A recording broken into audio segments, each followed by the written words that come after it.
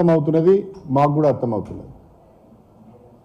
దరఖాస్తుల స్వీకరణ, దరఖాస్తుల డిజిటలైజేషన్, వాటి పరిశీలన, ఆధార్కు వైట్ రేషన్ కార్డుకు అనుసంధానం, ఆ తర్వాత బ్యాంక్ అకౌంటు పొందుపరచలేదని మరొకసారి కాలయాపన, విధి విధానాలను గైడ్లైన్స్ను రూపొందించడానికి ఒక మంత్రివర్గ ఉపసంఘం, ఇదంతా చూస్తూ ఉంటే కాలయాపన కొరకే ఇవన్నీ జరుగుతున్నట్టుగా అర్థమవుతున్నది.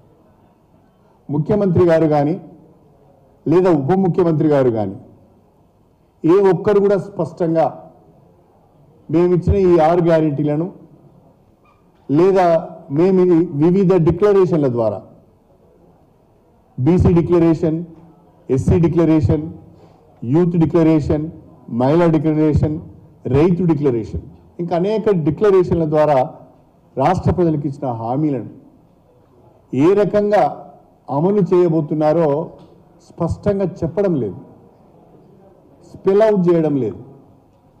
ఉదాహరణకు రైతుల రుణమాఫీ ఉన్నది, ఈ 100 రోజులలో చేయలేము, లేదా 6 నెలలకు చేస్తాము, లేదా వచ్చే సంవత్సరం చేస్తాము, లేదా రాష్ట్ర ఆర్థిక పరిస్థితి కుదుటపడ్డ తర్వాత చేస్తాము, లేదా మేము లోన్స్ కొరకు అప్లై చేసుకున్నాము, కేంద్ర ప్రభుత్వం నుంచి ఆర్థిక సహకారం అడుగుతున్నాము, లేదా రిజర్వ్ బ్యాంక్ ఆఫ్ ఇండియా నుంచి లోన్స్ కొరకు అప్లై చేసుకున్నాము, అవి వచ్చిన తర్వాత ఇస్తామని ఏదో ఒక భరోసా ఇచ్చే విధంగా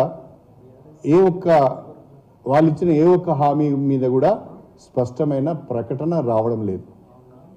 అది రైతుల రుణమాఫీ కావచ్చు, లేదా రైతు బంధు కావచ్చు, లేదా వరి ధాన్యానికి ప్రతి క్వింటల్కు 500 రూపాయల బోనస్ కావచ్చు, మహాలక్ష్మి పథకంలో చెప్పిన విధంగా ప్రతి మహిళకు 2500 రూపాయలు నెలకు ఇవ్వడం కావచ్చు, గ్యాస్ సిలిండరు 500కి ఇవ్వడం కావచ్చు, పెన్షన్లు 4000కు పెంచి ఇవ్వడం కావచ్చు, 200 యూనిట్ల వరకు ఉచిత విద్యుత్ విషయంలో కానీ ఏ ఒక్క విషయంలో, ఏ ఒక్క హామీ విషయంలో కూడా స్పష్టత ఇవ్వలేకపోతున్నారు.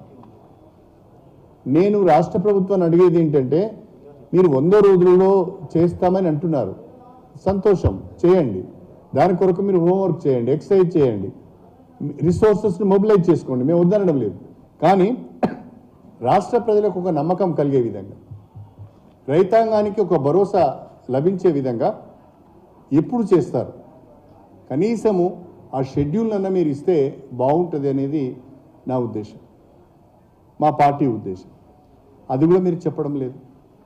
అంటే ఇవన్నీ చూస్తూ ఉంటే మీరు మెల్లగా ఈ హామీలన్నీ నెరవేర్చలేని పరిస్థితులలో కాలయాపన చేయటానికే ఎక్కువ ప్రాధాన్యత ఇస్తున్నట్టుగా కనిపిస్తున్నది. మొన్న ఏబిఎన్ ఛానల్లో ముఖ్యమంత్రి రేవంత్ రెడ్డి గారి ఇంటర్వ్యూ కూడా నేను చూశాను. ఆయన ఏమంటాడు, మేము తొందరపడుతున్నామని, అప్పుడే అధికారాన్ని కోల్పోయామనే అక్కస్తో మాట్లాడుతున్నామనే మాట ముఖ్యమంత్రి గారు మాట్లాడి తప్పించుకునే ప్రయత్నం చేస్తున్నాడు. ముఖ్యమంత్రి గారు డేట్స్ మేము చెప్పలే, లేదా హామీలు మేము ఇవ్వలే, హామీలు మీరు ఇచ్చారు.